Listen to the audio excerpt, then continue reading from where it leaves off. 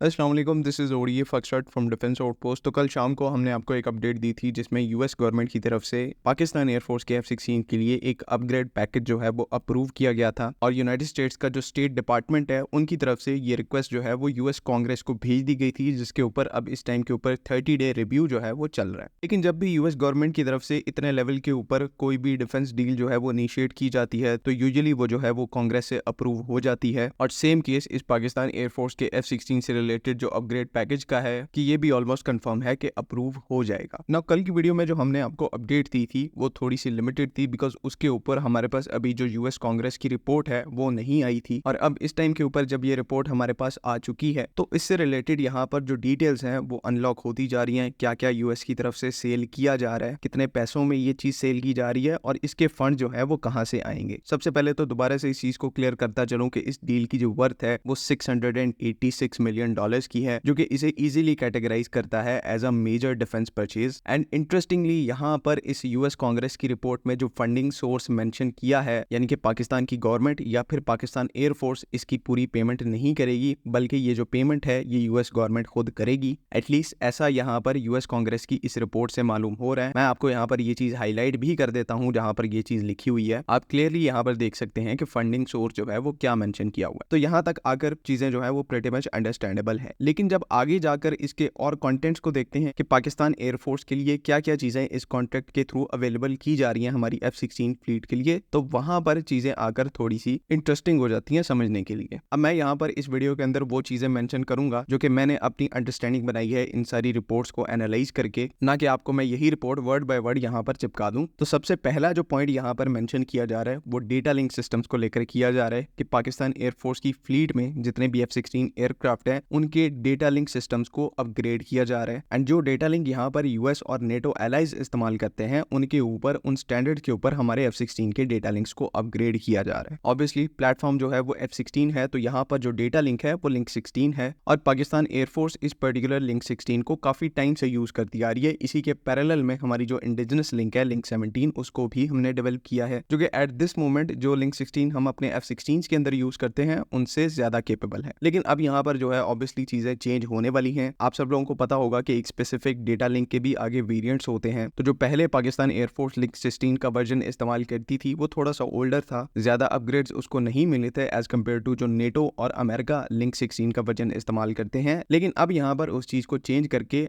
हमारी जो लिंक 16 है जो कि पाकिस्तान एयरफोर्स अपने F-16 के साथ इस्तेमाल करती है उसको भी अब नेटो स्टैंडर्ड्स के ऊपर अपग्रेड किया जा रहा है। यानी कि जो कैपेबिलिटीज इस टाइम के ऊपर नेटो की लिंक 16 के अंदर है या फिर यूएस की लिंक 16 के अंदर है वही कैपेबिलिटीज अब पाकिस्तान एयरफोर्स की लिंक 16 के अंदर भी आएंगी। अब मुझे यहाँ पर समझाने की जरूरत नहीं है कि मॉडर्न फाइटर एयरक्राफ्ट में या फिर आजकल की जो नेटवर्क सेंट्रिक बैटलफील्ड है उसमें डेटा लिंक की कितनी ज्यादा जरूरत होती है। ऑब्वियसली आप इन चीजों को बेटर तरीके से समझते हैं। तो अब बजायर तो यहाँ पर पाकिस्तान एयरफोर्स की जो लिंक 16 है उसको अपग्रेड इसलिए किया गया है ताकि जो हमारे F-16 हैं वो नेटो और अमेरिकन काउंटरपार्ट्स के साथ मिलकर बेटर तरीके से कम्युनिकेट कर सकें। अगर कोई जॉइंट एक्सरसाइज या फिर मिशन परफॉर्म करना है तो वो सीमलेस तरीके से किया जा सके। तो बेसिकली डेटा लिंक की जो अपग्रेड्स हैं वो इस वजह से की जा रही हैं। लेकिन इसका एक हिडन पार्ट भी है। जो यहाँ पर लिंक 16 के नए वेरिएंट्स है वो डुअल बैंड डेटा ट्रांसफर को यहाँ पर सपोर्ट करते हैं या जिसे आप 2-वे डेटा लिंक भी कहते हैं। अब टेक्निकलिटीज में जाए बगैर इसकी एक आसान एग्जांपल दूं तो जिस तरह से मेक स्टैंड ऑफ में 7 मई 2025 को पाकिस्तान ने अपनी लिंक 17 का इस्तेमाल करते हुए किस तरह से सेकेंडरी प्लेटफॉर्म्स का इस्तेमाल करते हुए अपनी PL-15 मिसाइल्स को गाइड किया था, तो ये इस वजह से ही पॉसिबल हो पाया था कि लिंक 17 के अंदर यहाँ पर डुअल बैंड डेटा ट्रांसफर की कैपेबिलिटी मौजूद है। और यही कैपेबिलिटी उस टाइम के ऊपर हमारे पास जो लिंक 16 अवेलेबल थी उसके अंदर मौजूद नहीं थी, जिसकी वजह से जो किल चेन हम लोग JTC और JF-17 ब्लॉक 3 के साथ एस्टेब्लिश करने में सक्सेसफुल हुए थे वही किल चेन हम यहाँ पर F-16 के साथ एस्टेब्लिश नहीं कर सकते थे बिकॉज सिंपली हमारी जो लिंक 16 है उसमें इतनी कैपेबिलिटी नहीं थी। लेकिन अब यहाँ पर चीजें जो है वो चेंज हो रही हैं। पाकिस्तान एयरफोर्स की जो लिंक 16 है उसको नेटो स्टैंडर्ड्स के ऊपर या फिर अमेरिकन स्टैंडर्ड्स के ऊपर अपग्रेड किया जा रहा है, जिसके साथ आपको ये जो डुअल बैंड डेटा ट्रांसफर है इसकी कैपेबिलिटी भी मिल जाती है। तो अब एसेंशियली अगर मैं यहाँ पर चीजों को कंपाइल करूँ तो यहाँ पर पाकिस्तान एयरफोर्स अपने F-16 प्लेटफॉर्म्स के साथ भी एक किल चेन जैसा जो मेथड है उसको एम्प्लॉय कर सकता है। ऑल्दो इस किल चेन की इफेक्टिवनेस इतनी ज्यादा नहीं होगी जितनी हमारी JTC और JF-17 17 ब्लॉक 3 वाली किल चेन की है, लेकिन कुछ ना कुछ चीजें यहाँ पर एग्जिस्ट जरूर करती हैं। उसके बाद ये जो कांग्रेस की रिपोर्ट है इसके मुताबिक कहीं ना कहीं पाकिस्तान एयरफोर्स के जो F-16s हैं उनके साथ नए एयर टू ग्राउंड म्यूनिशंस को इंटीग्रेट किया जा रहा है, जिसके लिए जो इनिशियल टेस्ट इक्विपमेंट है वो इस डील के अंदर शामिल है। तो इनकी डिटेल्स में हम कुछ रीजंस की वजह से यहाँ पर नहीं जाएंगे, लेकिन नेक्स्ट और लास्ट पॉइंट जो यहाँ पर मौजूद है जिसकी वजह से इस पूरी डील की वर्थ जो है वो तकरीबन $700 मिलियन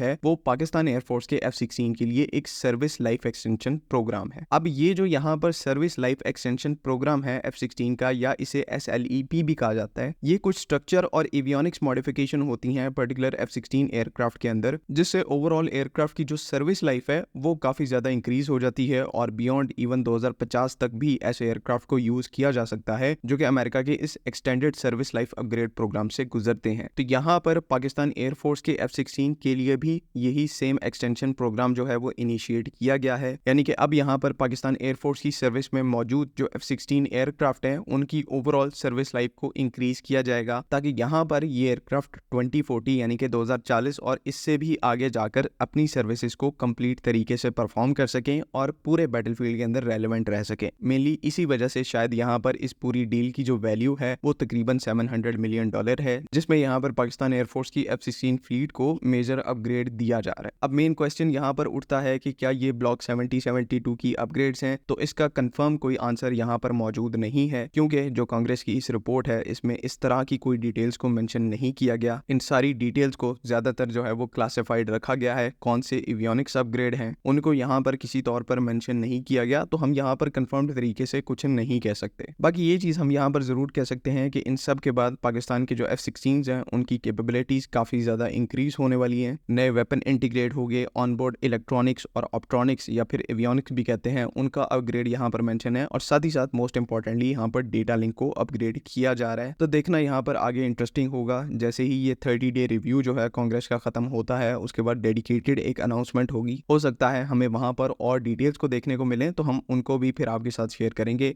बाकी आज के लिए बस इतना ही। आई होप कि तमाम चीज़ें यहाँ पर क्लियर हैं। अगली वीडियो तक के लिए अल्लाह हाफ़िज़। पाकिस्तान जिंदाबाद।